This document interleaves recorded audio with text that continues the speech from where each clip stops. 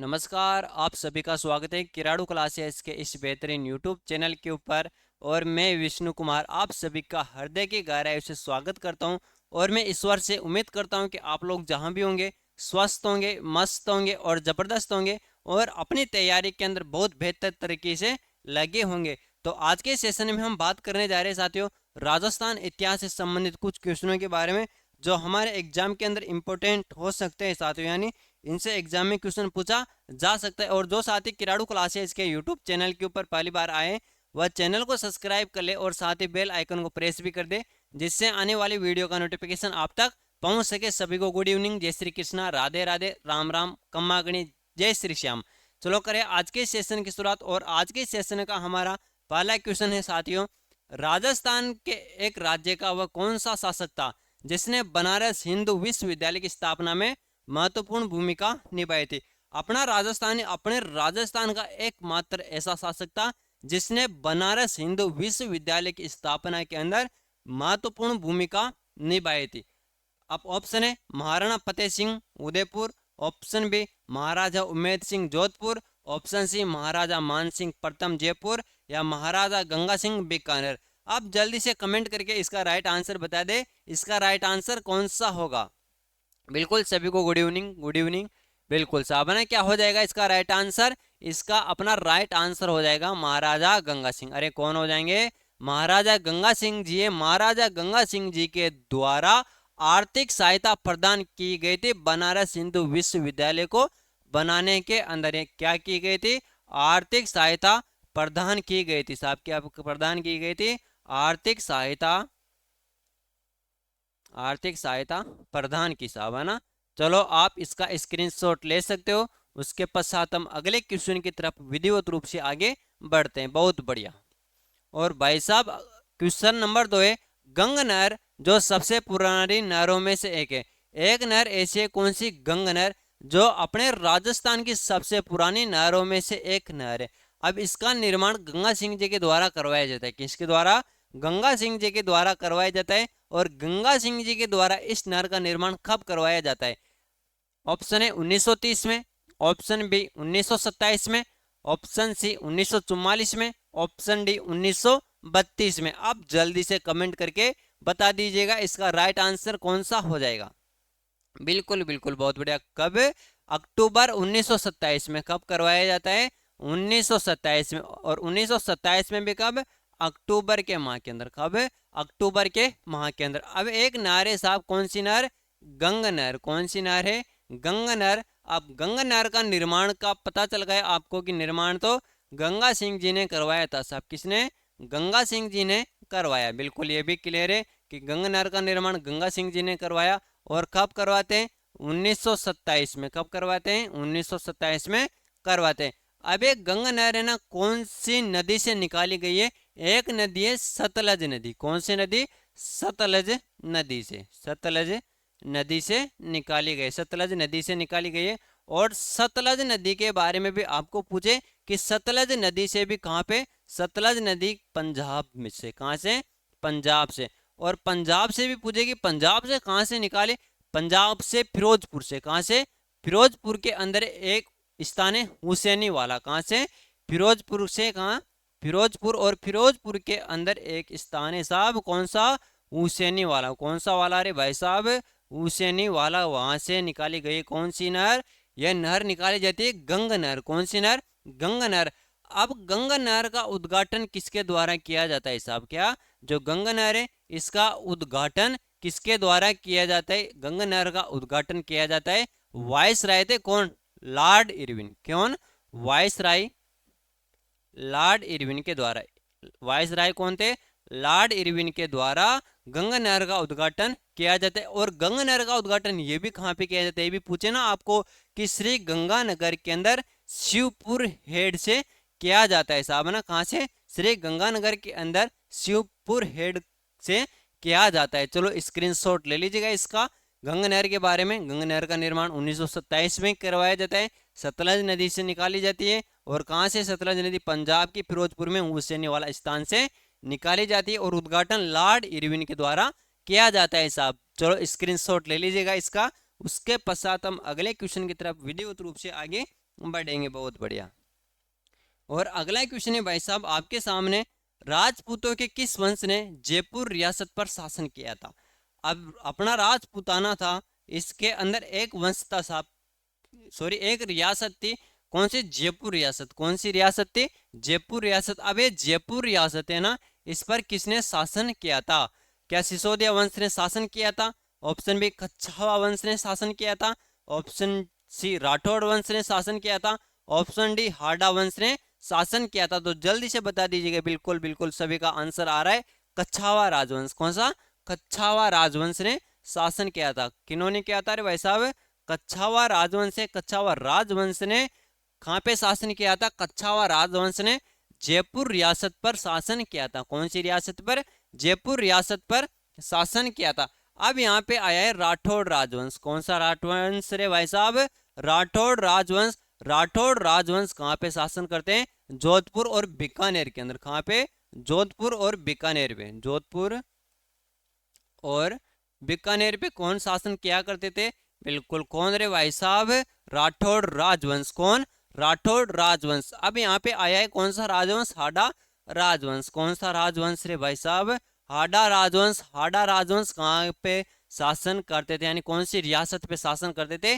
तो कोटा और बूंदी। कौन सी? कोटा बूंदी रियासत पर। कौन सी?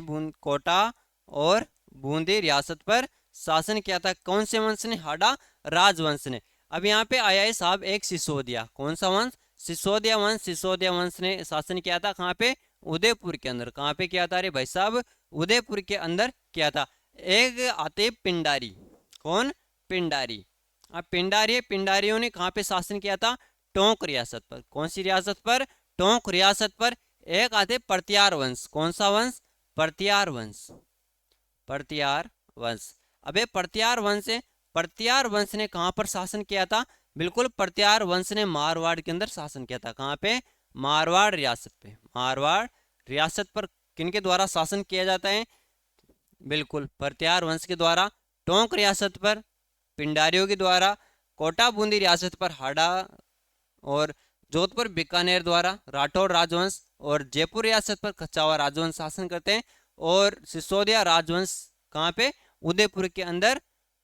बिल्कुल। चलो आगे बढ़े, इसका स्क्रीनशॉट ले लीजिएगा, इंपॉर्टेंट है, आपसे पूछा जा सकता है एग्जाम के अंदर। बिल्कुल बहुत बढ़िया ना। और अगला क्वेश्चन है भाई साहब आपके सामने, राजस्थान के पूर्व मध्यकालीन राज्यों में नैमित्तिक पदनाम का प्रयोग किया जाता था। एक पदनाम है साहब, है ना, एक पद है। कौन सा?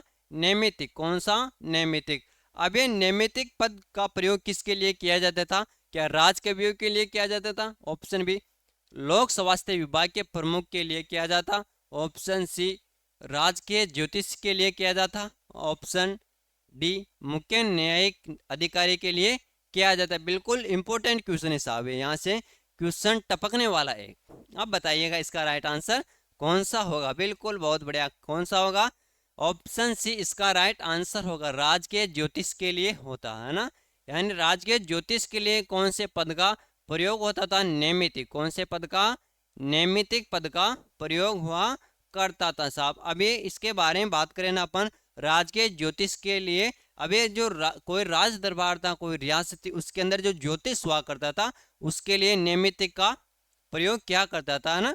अब ये जो राज कौन ज्योतिष होता था, इससे जो बड़े बड़े राजा महाराजा थे वो इनसे परामर्श क्या करते थे, यानी कोई भी कार्य करना होता था, कोई यज्ञ करना होता, कुछ भी शुभ कार्य करना होता, ज्योतिष के पास जाते और इनसे परामर्श लिया करते थे साहब। चलो स्क्रीनशॉट ले लीजिएगा। उसके पश्चात अगले क्वेश्चन की तरफ विधिवत रूप से आगे बढ़ेंगे। और अगला क्वेश्चन है, राजस्थान के इतिहास में पट्टा रेख से क्या अभिप्राय है? बिल्कुल इंपॉर्टेंट क्वेश्चन है। राजस्थान के इतिहास में एक शब्द देखने को मिलेगा आपको, पट्टा रेख। क्या? पट्टा रेख। अभी पट्टा रेख से क्या अभिप्राय है? क्या आंकलित राजस्व है, सैन्य करे, आयात निर्यात करें या बेगार है? बिल्कुल जल्दी से बताइएगा। बिल्कुल जल्दी जल्दी बताइएगा। आंकलित राजस्व है, सैन्य करें या आयात निर्यात करें या बेगार है? बिल्कुल जल्दी से। बहुत बढ़िया। क्या हो जाएगा? आंकलित राजस्व हो जाएगा। ऑप्शन है इसके अंदर अपना राइट आंसर हो जाएगा। क्या हो जाएगा? आंकलित राजस्व क्या है? पट्टा रेख। क्या है?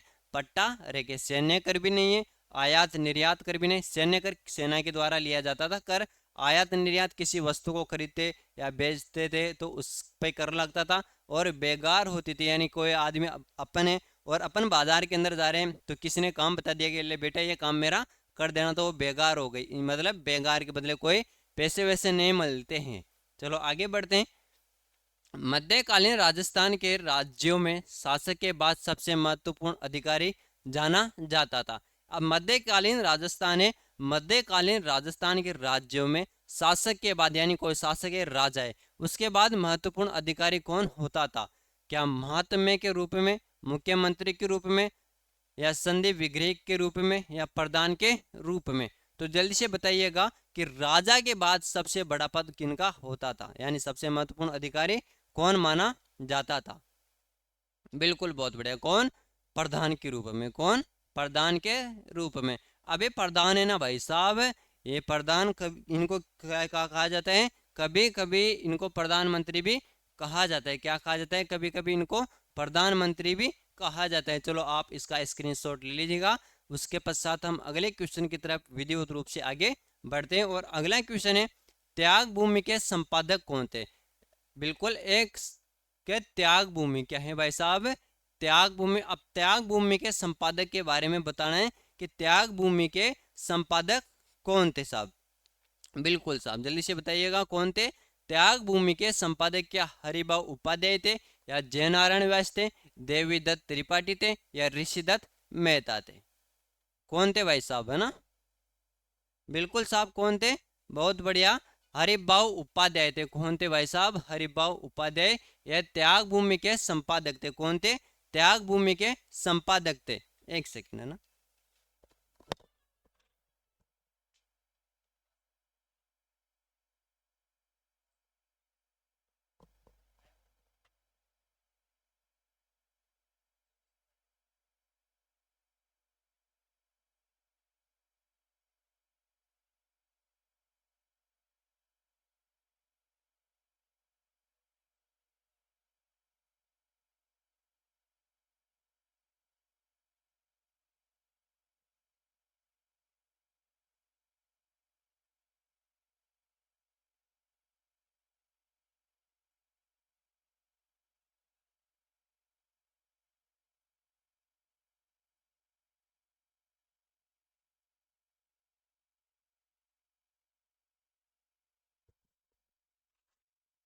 बिल्कुल, है ना?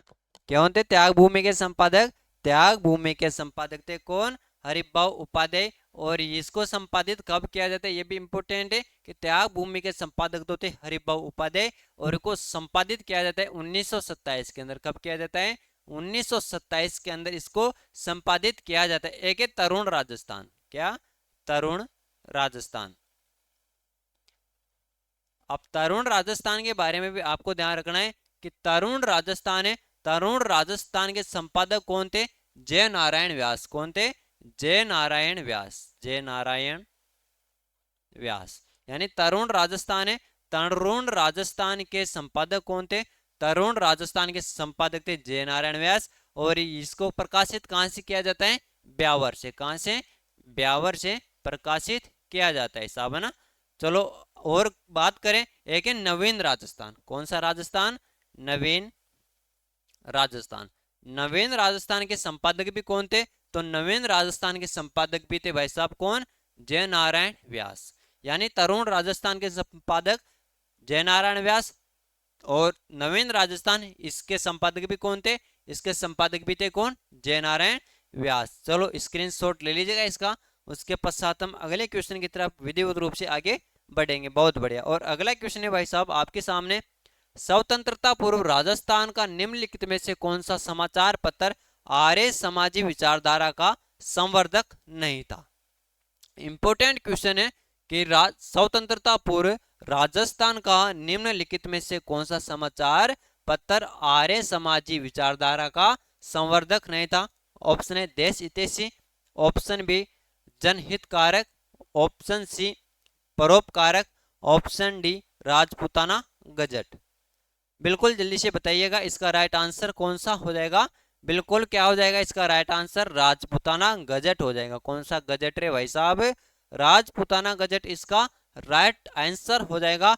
और ये समाचार पत्र है ना, क्या राजपूताना गजट, यह समाचार पत्र कब प्रकाशित किया जाता है, ये होता है 1835 में। कब होता है, 1835 के अंदर ये प्रकाशित होता है। और किनके द्वारा किया जाता है, बिल्कुल किनके द्वारा किया जाता है, मुराद अली के द्वारा। किनके द्वारा, मुराद अली के द्वारा प्रकाशित किया जाता है ना। बिल्कुल साहब, ये इंपॉर्टेंट है साहब, है ना। और बात करते हैं, एक है देव हितैषी, नाम आया यहाँ पे देश हितैषी। कौन सा, देश हितैषी। अबे देश हितैषी के बारे में भी हम बात करें, ये कब प्रकाशित होता है, 1882 के अंदर। कब होता है, 1882 के अंदर ये प्रकाशित होता है। कहाँ से होता है, अजमेर से होता है। कहाँ से होता है, अजमेर से होता है। और किसके द्वारा प्रकाशित किया जाता है, यानी देश हितैषी समाचार पत्र को मुन्ना लाल शर्मा के द्वारा प्रकाशित किया जाता है। किनके द्वारा, मुन्ना लाल शर्मा, मुन्ना लाल शर्मा के द्वारा प्रकाशित किया जाता है। चलो आप इसका स्क्रीनशॉट ले लीजिएगा। उसके पश्चात हम आगे बढ़ते हैं। बिल्कुल हाँ, मुन्ना लाल शर्मा के द्वारा प्रकाशन किया जाता है ना, किनके द्वारा, मुन्ना लाल शर्मा के द्वारा। और कब किया जाता है, 1882 के अंदर। बिल्कुल, अब हम आगे बढ़ते, और हमारा अगला क्वेश्चन है, 1920 के दशक में राजनीतिक जागरण के उद्देश्य से किसने ब्यावर से राजस्थान अखबार का प्रकाशन किया था। अब एक अखबार है साहब, राजस्थान अखबार। कौन सा, राजस्थान अखबार। इसका प्रकाशन कहाँ से होता है, इसका प्रकाशन होता है ब्यावर से। और किसके द्वारा किया जाता है, क्या ऋषि दत्त मेहता के द्वारा किया जाता है, हरिभाऊ उपाध्याय के द्वारा किया जाता है, या मुंशी समर्दन दान के द्वारा किया जाता है, या राम नारायण चौधरी के द्वारा किया जाता है साहब। अब जल्दी से बताइएगा। इसका प्रकाशन तो बता दिया कि ब्यावर से होता है। कहाँ से होता है, ब्यावर से होता है। ब्यावर अभी वर्तमान के अंदर एक नवीनतम जिला है साहब, है ना। क्या है, ब्यावर नवीन जिला है। अब इसका प्रकाशन किसके द्वारा, ऋषि दत्त मेहता के द्वारा होता है। किनके द्वारा, ऋषि दत्त मेहता के द्वारा होता है। कौन से अखबार का प्रकाशन, राजस्थान अखबार का प्रकाशन। क्लियर है यहाँ तक, बिल्कुल। हाँ, यहाँ से क्वेश्चन 100% आपसे पूछा जाएगा। एक है त्याग भूमि। कौन सा, त्याग भूमि, त्याग भूमि। अबे त्याग भूमि है ना, इसका प्रकाशन किसके द्वारा किया जाता है, अभी हमने बात की थी। इसका प्रकाशन हरिभाऊ उपाध्याय के द्वारा किया जाता है। किनके द्वारा, हरिभाऊ उपाध्याय के द्वारा। हरिभाऊ उपाध्याय के द्वारा कौन से समाचार पत्र का प्रकाशन किया जाता है, बिल्कुल त्याग भूमि का प्रकाशन किया जाता है। एक है कौन सा, तरुण राजस्थान। कौन सा राजस्थान, तरुण राजस्थान। तरुण राजस्थान का प्रकाशन राजस्थान सेवा संघ के द्वारा किया जाता है। किनके द्वारा, राजस्थान सेवा संघ के द्वारा किया जाता है। और कहां से किया जाता है, अजमेर से किया जाता है। एक है, एक समाचार पत्र और सज्जन कीर्ति सुधारक। कौन सा, सज्जन कीर्ति सुधारक। और इसका प्रकाशन राणा सज्जन सिंह के द्वारा किया जाता है। किनके द्वारा, राणा सज्जन सिंह के द्वारा किया जाता है। बिल्कुल, अब आप इसका स्क्रीनशॉट ले सकते हो। उसके पश्चात हम अगले क्वेश्चन की तरफ विधिवत रूप से आगे बढ़ेंगे। बहुत बढ़िया। और अगला क्वेश्चन है भाई साहब आपके सामने, कोटा में वीर भारत समाज की स्थापना की, यानी कोटा है, कोटा के अंदर वीर भारत समाज की स्थापना की जाती है। किनके द्वारा की जाती है, प्यारे राम के द्वारा की जाती है, साधु सीताराम दास के द्वारा की जाती है, या नैनू राम के द्वारा की जाती है, या केसरी सिंह के द्वारा की जाती है साहब। जल्दी से बताइएगा किसके द्वारा की जाती है। बिल्कुल, बहुत बढ़िया। किसके द्वारा, केसरी सिंह भारत के द्वारा। किनके द्वारा, केसरी सिंह भारत के द्वारा वीर भारत समाज की स्थापना की जाती है। कौन से समाज की, वीर भारत समाज की। कौन से समाज की, वीर भारत समाज की स्थापना की जाती है। और कहाँ पे की जाती है, कोटा में। कहाँ पे की जाती है भाई साहब, कोटा के अंदर की जाती है। कहाँ पे की जाती है, कोटा के अंदर की जाती है। और कब की जाती है, 1910 के अंदर। कब की जाती है, सन 1910 के अंदर की जाती है। अब देखो केसरी सिंह का नाम आया है ना, तो केसरी सिंह के बारे में हमको क्या क्या याद रखनी है। देखो, चेतावनीराज सुंगुटिया किनके द्वारा लिखा गया था, केसरी सिंह भारत के द्वारा। किनके द्वारा, चेतावनीराज, चेतावनी रा चुंगटिया। चेतावनीराज चुंगटिया किनके द्वारा लिखा गया, केसरी सिंह भारत के द्वारा लिखा जाता है साहब ना। और इन्होंने, ये केसरी सिंह भारत का संबंध कौन सी रियासत से है, तो शाहपुरा रियासत से। कौन सी रियासत से है, शाहपुरा,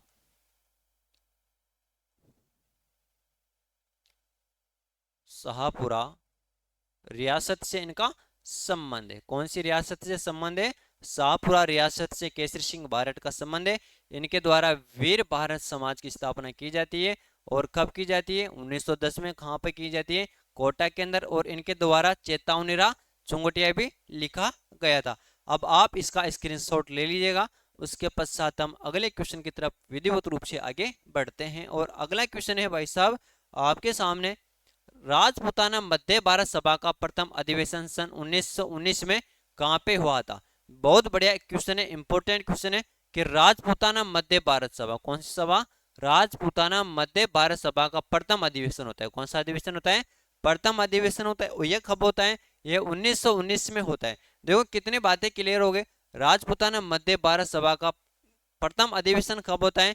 1919 में होता है। ऐसे ही पूछा जा सकता है आपसे कि मध्य भारत सभा का प्रथम अधिवेशन कहाँ पे होता है, यह बताना है आपको। दिल्ली में होता है, अजमेर में होता है, इंदौर में होता है, या उदयपुर में होता है? तो कहाँ पे होता है भाई साहब? ये होता है दिल्ली के अंदर। कहाँ पे होता है? दिल्ली के अंदर होता है। ये हमारा राइट आंसर हो जाएगा कि राजपूताना मध्य भारत सभा का प्रथम अधिवेशन सन 1919 के अंदर दिल्ली में होता है। चलो आगे बढ़ते हैं अगले क्वेश्चन की तरफ। और अगला क्वेश्चन है, वर्धा में राजस्थान सेवा संघ की स्थापना कब की गई? अब ये वर्धा है ना भाई साहब, ये वर्धा, ये कहाँ पे? ये महाराष्ट्र के अंदर। वर्धा कहाँ पे? वर्धा महाराष्ट्र के अंदर है। और यहाँ पे राजस्थान सेवा संघ की स्थापना होती है। किस संघ की? राजस्थान सेवा संघ की स्थापना होती है। और ये राजस्थान सेवा संघ की स्थापना कब होती है साहब? इंपॉर्टेंट है कि राजस्थान सेवा संघ की स्थापना कहाँ पे होती है? वर्धा में होती है। वर्धा कहाँ पे? वर्धा महाराष्ट्र के अंदर है। और किसके द्वारा की जाती है? तीन चार बातें आपको इससे संबंधित याद रखने की। राजस्थान सेवा संघ की स्थापना कहाँ पे की जाती है, कब की जाती है, किसके द्वारा की जाती है? बिल्कुल साहब, जल्दी से बताइएगा राइट आंसर क्या होगा इसका। बहुत बढ़िया, क्या होगा? 1919 में। कब होती है? 1919 में होती है। और स्थापना किसके द्वारा की जाती है भाई साहब ना? यानी राजस्थान सेवा संघ है। राजस्थान सेवा संघ की स्थापना अर्जुन लाल सेठी के द्वारा की जाती है। किन के द्वारा? अर्जुन लाल सेठी के द्वारा। अर्जुन लाल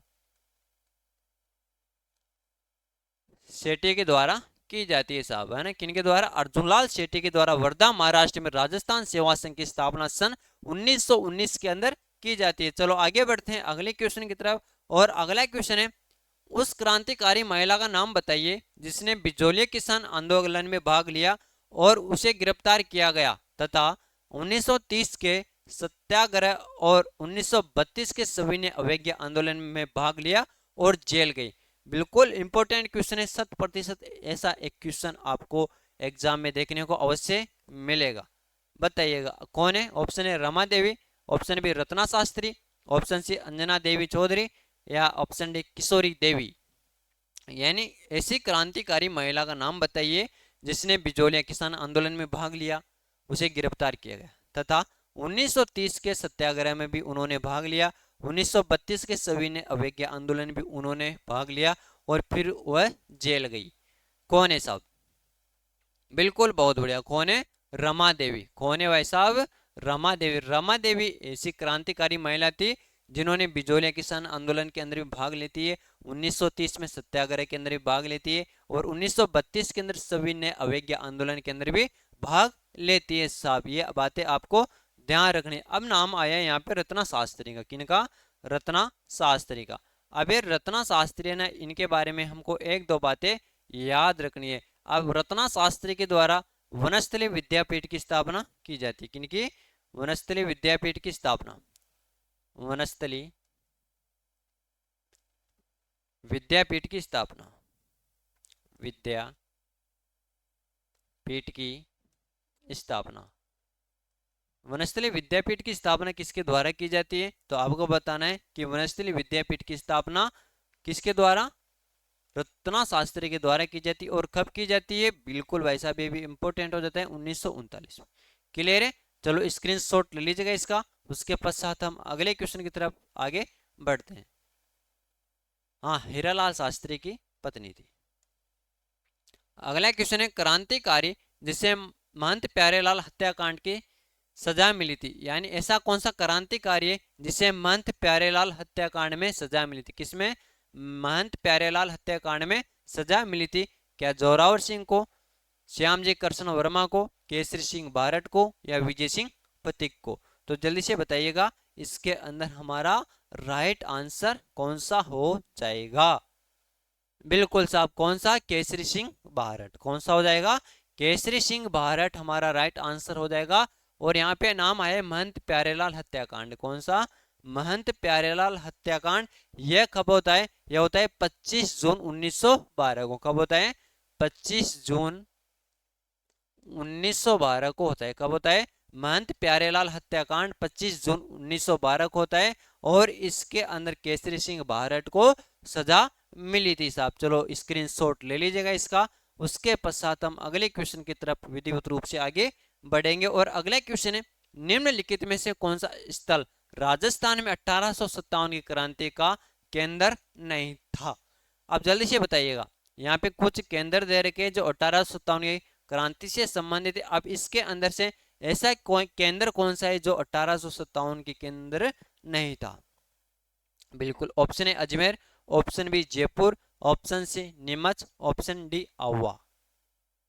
यानी अपन बात करें 1857 की क्रांति का केंद्र, क्या 1857 की क्रांति होती है और 1857 की क्रांति के केंद्र कौन कौन से थे? एक तो था कौन? नसीराबाद,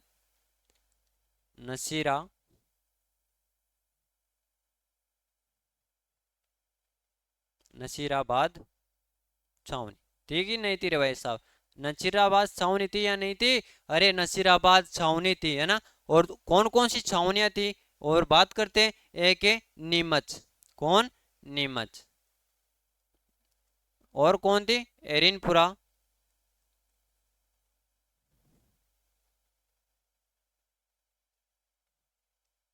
एरिनपुरा थी नहीं थी रे भाई साहब? एरिनपुरा केंद्र था नहीं था? अरे बिल्कुल भाई साहब, एरिनपुरा केंद्र था। इसके पास साथ आता है आहुआ, कोटा। आहुआ, आहुआ भी था ना। और कोटा था नहीं था? अरे भाई साहब कोटा भी था। और कौन कौन से केंद्र थे 1857 के? एक धौलपुर था, अलवर था, धौलपुर भी था, और अलवर। धौलपुर, हाँ बिल्कुल अलवर, है ना। क्या था भाई साहब? अलवर भी था ना। और क्या था? अजमेर। क्या था रे भाई साहब? अजमेर, है ना। चलो, हाँ, अजमेर यहाँ पे आ गए ना, नसीराबाद छावनी के अंदर। अजमेर नहीं था, ये नसीराबाद छावनी है ना, अजमेर के अंदर ही है। अब इसके अंदर राइट आंसर कौन सा हो जाएगा अपना? बिल्कुल कौन सा हो जाएगा? जयपुर हो जाएगा। यानी 1857 की क्रांति होती है, उसके अंदर जयपुर के अंदर नहीं था साहब। अब आप इसका स्क्रीनशॉट ले लीजिएगा। उसके पश्चात हम अगले क्वेश्चन की तरफ विधिवत रूप से आगे बढ़ेंगे। बिल्कुल, बहुत बढ़िया। और अगला क्वेश्चन है भाई साहब आपके सामने, अंग्रेजों से संधि करने वाला राजस्थान का प्रथम राज्य था। यानी अंग्रेज आते अपने राजस्थान के अंदर और अंग्रेजों से संधि करने वाला अपने राजस्थान का कौन सा राज्य था? कोटा था, जोधपुर था, जयपुर था, या उदयपुर था? बताइएगा। अंग्रेजों से संधि करने वाला राजस्थान का प्रथम राज्य था। बिल्कुल साहब, कौन? कोटा, जोधपुर, या जयपुर, या उदयपुर? कौन सा हो जाएगा? कोटा। कोटा ने सर्वप्रथम अंग्रेजों से संधि की थी। किनसे? अंग्रेजों से संधि की थी साहब। चलो आगे बढ़ते हैं अगले क्वेश्चन की तरफ। और अगला क्वेश्चन है, मेवाड़, वागड़ और पास के क्षेत्रों के बिलों में सामाजिक सुधार के लिए लसाड़िया आंदोलन का सूत्रपात किसने किया? एक आंदोलन होता है लसाड़िया आंदोलन। ये लसाड़िया आंदोलन है ना, इसका सूत्रपात किसके द्वारा किया जाता है साहब? क्या माओ जी के द्वारा, ऑप्शन बी गोविंद गिरी के द्वारा, ऑप्शन सी सूरमलिक दास के द्वारा, ऑप्शन डी मोतीलाल तेजावत के द्वारा?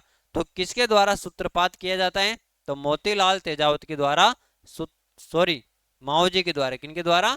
माओ जी के द्वारा सूत्रपात किया जाता है। किनके द्वारा? माओ जी के द्वारा सूत्रपात किया जाता है। किसका? लसाड़िया आंदोलन का। चलो आगे बढ़ते हैं अगले क्वेश्चन की तरफ। और अगला क्वेश्चन है, 25 मार्च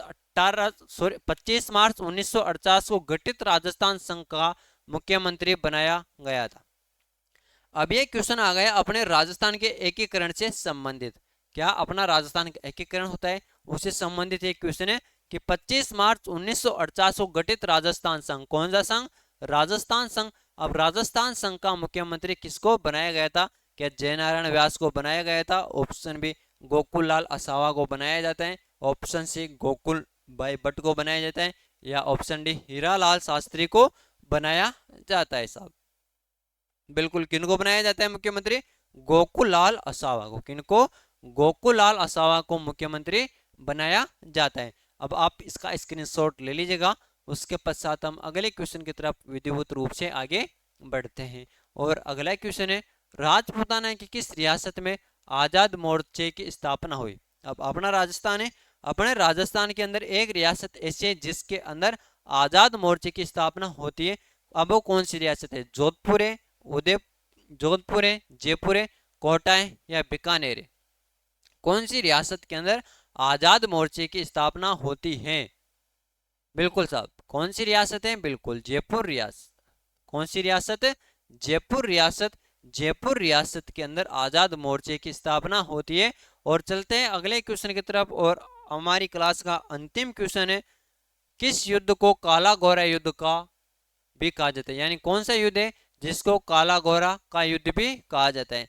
क्या चेलावास का युद्ध है, ऑप्शन बी गिरी सुमेल का युद्ध है, ऑप्शन सी चंदावर का युद्ध है, या सारंगपुर का युद्ध है? कौन सा युद्ध है साहब जिसको काला घोड़ा का युद्ध भी कहा जाता है? बिल्कुल साहब, कौन सा युद्ध है? चेलावास का युद्ध। कौन सा युद्ध है भाई साहब? चेलावास का युद्ध है। अब ये चेलावास का युद्ध है, ये कब लड़ा जाता है? क्या चेलावास का युद्ध कब लड़ा जाता है? 18 सितंबर 1857 को। कब? 18 सितंबर 1857 को लड़ा जाता है। कब लड़ा जाता है? 18 सितंबर 1857 को चेलावास का युद्ध लड़ा जाता है। और किन किन के द्वारा लड़ा जाता है? खुशाल सिंह और पैट्रिक लॉरेंस के द्वारा। किन के द्वारा? Khushal Singh versus Patrick Lawrence. Patrick Lawrence important है साहब कि चेलावास का युद्ध कब लड़ा जाता है? 18 सितंबर 1857 को लड़ा जाता है। किन किन के मध्य? खुशाल सिंह और पैट्रिक लॉरेंस के मध्य लड़ा जाता है साहब। चलो इसका स्क्रीनशॉट ले लीजिएगा। और हम आज की इस क्लास की यहाँ पर समाप्ति करते हैं। तो सभी प्यारे साथियों का यहाँ तक के लिए बहुत बहुत धन्यवाद। Thank you, all the best, जय हिंद जय भारत। मिलते हैं फिर अगले एपिसोड के अंदर। सभी का धन्यवाद।